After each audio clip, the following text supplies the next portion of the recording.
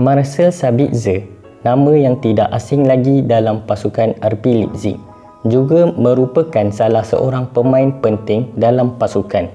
Beliau memulakan karier di sebuah akademi negara kelahiran beliau, Austria. Kemudiannya, melangkah ke skuad profesional selama 4 tahun sebelum berhijrah ke Jerman untuk mewakili RB Leipzig. Sabitzer mula menjadi perhatian setelah Julian Nagelsmann mengambil alih selaku ketua jurulatih pasukan pada tahun 2019. Pada awalnya, Sabitzer diberikan tugas di bahagian sayap kanan, namun keupayaan beliau secara fleksibel memberi kelebihan untuk bermain di pelbagai posisi. Beliau mengakhiri musim dengan catatan 13 jaringan dan 12 bantuan gol dalam 40 penampilan. Sabitzer mula bermain di tengah padang secara kerap pada 17 Disember menentang Borussia Dortmund. Nagelsmann memberi peranan bebas kepada beliau sejurus merasakan peranan ini adalah paling tepat buat beliau. Dan berikut merupakan analisis kami. Bermain sebagai pilihan hantaran. Sabitzer tidak bermain secara kekal di dalam satu posisi.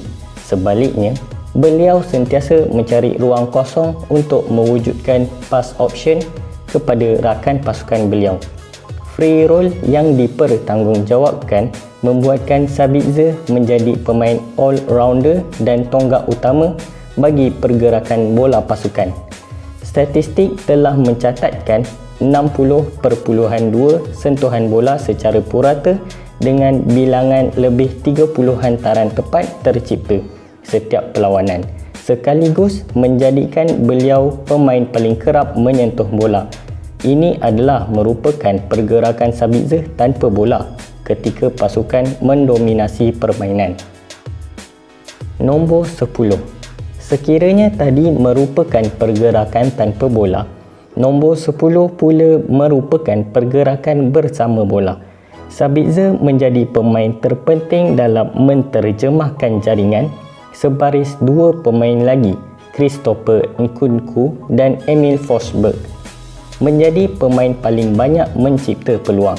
Secara purata, Sabitzer merekodkan 1.8 kunci hantaran dengan hantaran jauh sebanyak 3.4 setiap perlawanan. Daripada jumlah tersebut, beliau mencipta hantaran lintang sebanyak 0.9 dan kebanyakannya daripada posisi half space. Memberi tekanan. Ketika pasukan lawan mendominasi permainan, Sabitzer mengetuai barisan hadapan dalam memberi tekanan. Kemampuan beliau dalam hal ini mungkin merupakan faktor utama mengapa Nagelsmann menukarkannya kepada peranan yang lebih penting. Keupayaan ini mendorong Sabitzer terus mengekalkan penguasaan bola dengan cara merampas dan menyerang balas. Sebanyak 7.4 kali bagi setiap perlawanan menyaksikan di mana Sabitzer berhadapan situasi 1 lawan 1 dengan jumlah bintisan sebanyak 48 kali.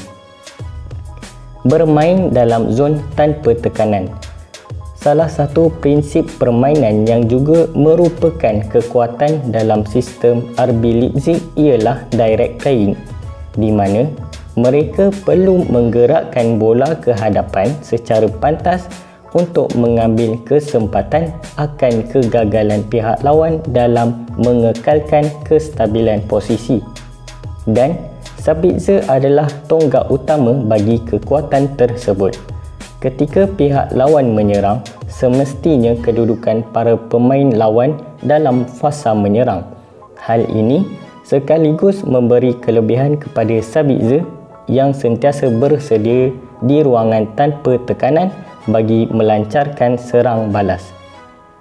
Gol jarak jauh. Sabitzer sering bermain di belakang penyerang utama sebagai nombor 10, di mana kedudukan ini meletakkan Sabitzer di penghujung kawasan middle third. Kedudukan ini juga cukup tepat bagi pemain yang mempunyai daya rembatan jarak jauh yang baik. Daripada kesemua 13 gol yang direkodkan, beliau telah menjaringkan 6 dari luar kawasan penalti.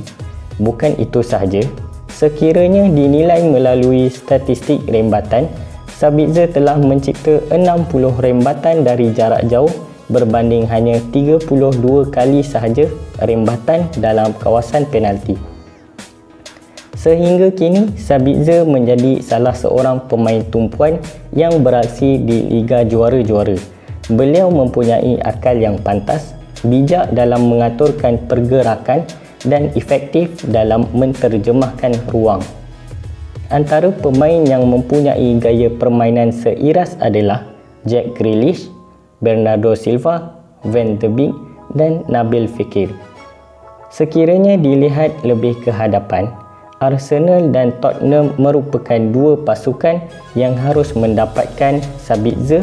Ekoran bintang ini layak bermain di sebuah pasukan yang lebih mempunyai nama, justeru mampu tingkatkan kualiti pemain dan pasukan secara langsung.